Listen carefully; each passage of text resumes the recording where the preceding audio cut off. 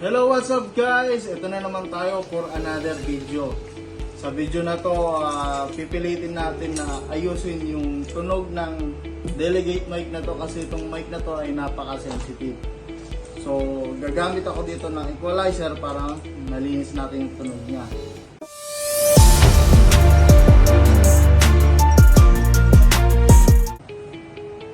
Ito nga pala yung system na gagamitin ko para sa delegate mic. So, ito yung brawler na pang delegate. Ang kayang ilaw dito hanggang 100 na unit ng microphone. So, mahihirapan talaga tayo dun. 100 microphone sa isang system. Todo feedback talaga aabutin natin dito kahit konting angat pa lang natin ng fader. Pero mayroon tayong solusyon para dyan. Ipapakita ko sa inyo kung gaano ka-sensitive tong microphone na to. Na kahit nakapat na ako, nakababa ang gain ko, malaking problema pa rin sa akin yung feedback. So, tatry ko ngayon. Makikita nyo yung fader ko, dahan-dahan lang. Check, check, check. Hey, hey, hey. 1, 2. So, ang baba ko pa pero pumipidback na agad ako. So, bibigyan ko kayo ng solusyon para dito. Kung makikita nyo, ang gamit ko ay Yamaha MG16XU. So, wala tayong insert. Wala kayong makikitang insert dyan. So, ang ginawa ko, maglalagay ako ng equalizer. Magtataka kayo bakit gagamit ako ng equalizer by channel, hindi sa house. Kasi ang problema kasi pag sa house ako naglagay ng equalizer, madadamay yung buong katunugan niya. So, ang gusto ko mangyari, is per channel ang gagawin kong pagtimpla.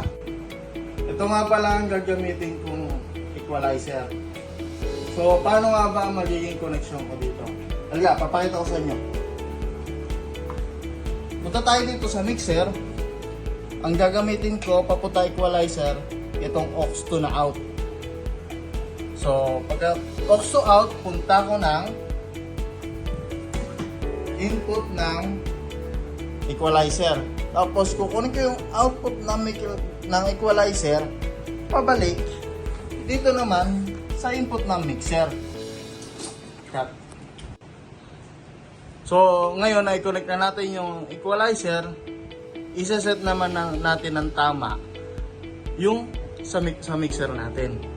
So, ito, yung galing equalizer, pa-flat ko lang siya. So, since nasa aux yung kinuha ko, ito dapat naka-down siya.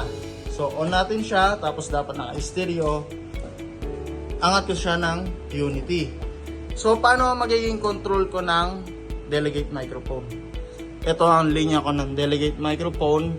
Nakapad, low cut, baba ang gain, flat ang EQ. So, since sa aux 2 ko siya kinuha, kailangan ko iangat ang aux 2. Eh, na ibabato natin papuntang equalizer. Tapos, ibabalik ng equalizer sa channel na to.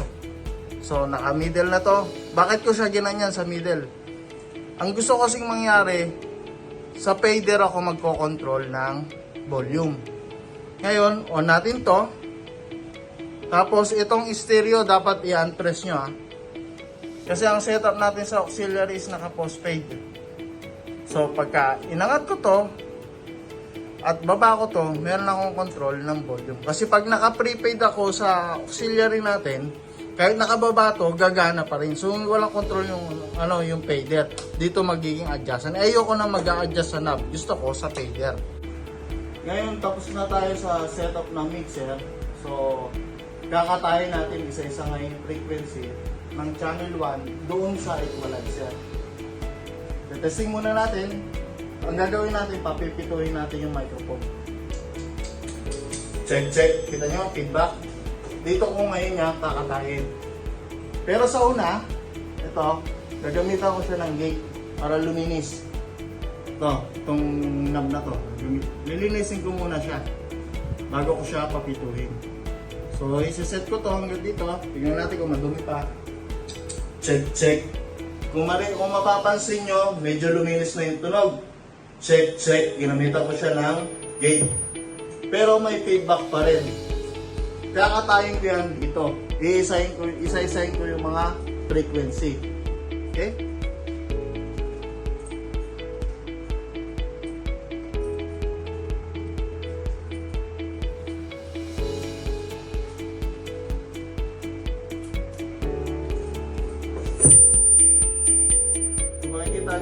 feedback.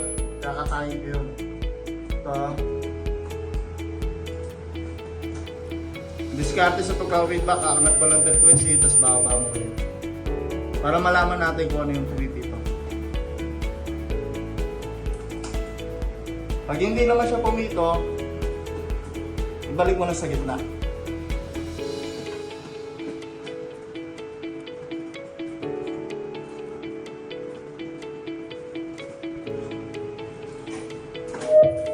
Oops, pumito na naman. Dahan-dahan na lang tayo lagi pag-angat ng frequency.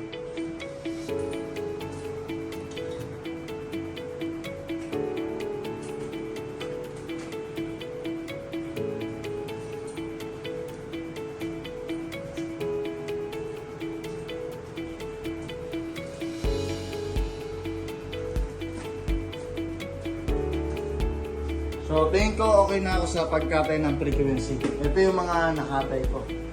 So, ngayon, makikita natin yung diferensya ng tunog natin kanina sa kayo ngayon.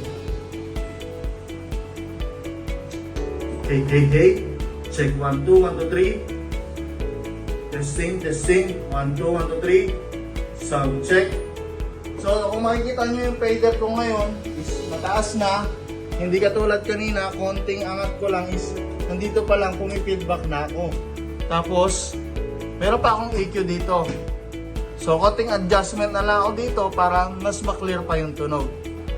Sa setup na to, bakit ko nga ba siya ginawa? Ginawa ko siya kasi dahil sa sobrang hirap timplahin ng microphone na to. Na hindi ko lang siya basta-basta makukuha sa simpleng EQ1. So, bakit hindi ko siya nilagay yung equalizer sa mismong house? Nilagay ko ng bukod yung channel. Kasi para hindi maapektuhan yung tunog natin sa house. Mas mapapadali sana ang setup nito kung merong insert yung mixer. Kaso ang naging problema ko, walang insert yung mixer. So syempre, malikot ang utak natin, kailangan natin laruin. So yun ang nakikita kong solusyon para maayos ko ang tunog ng delegate microphone nito. Na kayang gumana hanggang 100 na microphone.